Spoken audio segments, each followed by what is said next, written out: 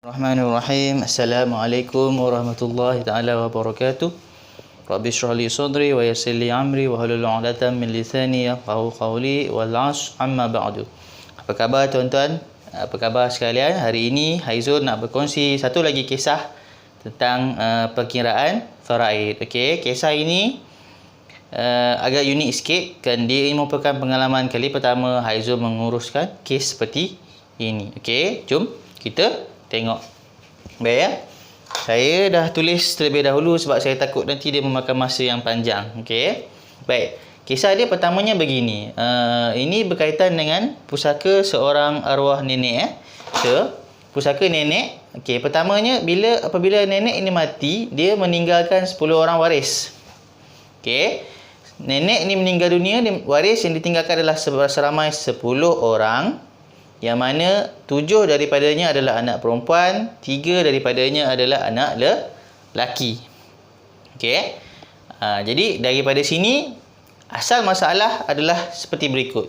Yang mana kalau kita tengok 7 orang anak perempuan bersamaan dengan 7 bahagian, 3 orang lelaki, setiap satu lelaki bersamaan dengan 2 bahagian, maka didarab dengan 2, maka keseluruhannya akan berjumlah 6 bahagian untuk anak lelaki. Ditambahkan kedua-duanya 6, 7, maka 13 bahagian. Okey, asal masalah. Jadi setiap seorang akan mendapat 1/13 dan 2/13 bagi anak lelaki. Okey, uniknya kes ini sebab arwah nenek telah meninggal lama, tetapi pusaka ini tidak diuruskan dengan segera. Di sinilah sebenarnya masalah akan timbul, sebab apabila pusaka tak diuruskan dengan segera, akan berlakunya kematian, dan bila berlakunya kematian, maka akan berlakunya pertambahan waris. Okey.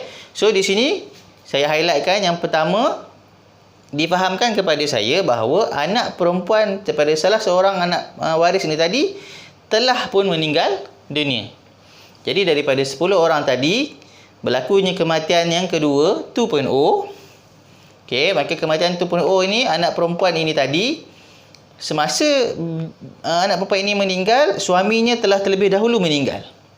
Jadi waris yang ada hanyalah anak-anak mereka sahaja. Jadi waris bagi anak perempuan ini adalah seperti berikut. Okey, saya dah highlight kat sini waris 2.0. Anak perempuan ni lah. Yang mana waris dia adalah seramai 9 orang. Anak lelaki 6 orang. Anak perempuan 3 orang. Jadi di sini kita kena cari masalah yang kedua pula. Berapa bahagian masing-masing? Jadi kalau kita tengok macam tadi, anak lelaki 2 bahagian, anak perempuan 1 bahagian. Bermakna di sini ada 12. 12. Dan sini ada 3. Jadi keseluruhan akan mendapat 15 bahagian. Jadi asal masalah 13, berlaku pertambahan waris, maka kesemua asal masalah ini perlu didarabkan dengan 15. Layer yang pertama. Okey, jadi apabila didarabkan dengan 15, hasilnya adalah seperti berikut, yang mana setiap mereka akan mendapat 15/195. Untuk anak perempuan, anak lelaki akan menjadi 30/195. Okey. Next, difahamkan juga setelah berlakunya kematian anak perempuan ini tadi, berlaku pula kematian satu lagi, kematian 2.1, yang mana anak lelaki pula meninggal dunia. Di sini berlaku satu lagi perkara, yang mana apabila berlaku kematian akan menyebabkan pertambahan waris. Asalnya si suami ini, anak lelaki ini mati meninggalkan seorang isteri dan 2 orang anak. Okey, pusaka masih lagi belum selesai diuruskan, si isteri itu pula telah pun meninggal dunia. Setelah disoal selidik, si isteri yang ditinggalkan tadi juga tidak mempunyai ibu dan ayah, maka waris yang tinggal hanyalah waris anak-anak mereka sahaja. Jadi daripada 2.1 ini, waris yang ditinggalkan adalah seorang anak lelaki, seorang anak perempuan. Jadi di sini dia lebih mudah, iaitu anak lelaki 2 bahagian, anak perempuan 1 bahagian daripada 3 bahagian.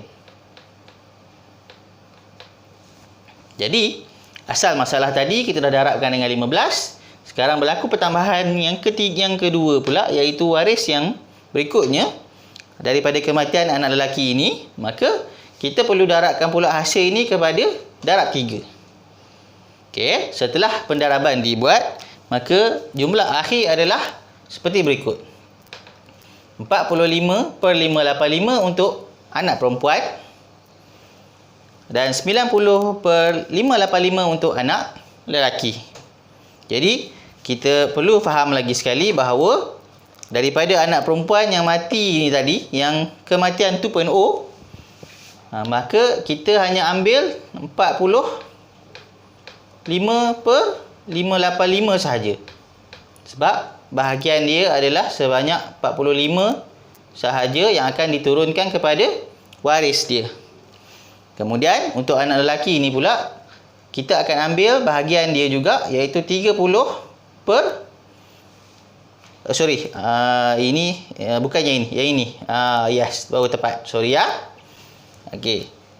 90/585 akan diwariskan oleh anak mereka, anak-anak sahaja. Okey, jadi 90/585. Kita ambil dari sini bawa kepada waris.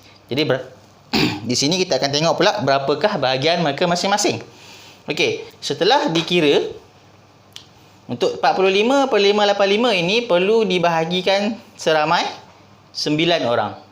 Yang mana anak lelaki 2 bahagian, anak perempuan 1 bahagian. Jadi bahagian mereka adalah 6, 6, 6, 6, 6, 6, 3, 3, 3. Jika dikira, insya-Allah akan mendapat semula 45. 1, 2, 3, 4, 5, 6. 36. 9, 45. Cukuplah 45/585. Manakala untuk di sini 90 perlu dibahagikan dengan 3, yang mana 2 bagi anak lelaki, 1 bagi anak perempuan. Maka akan menjadi 60 30 per 585.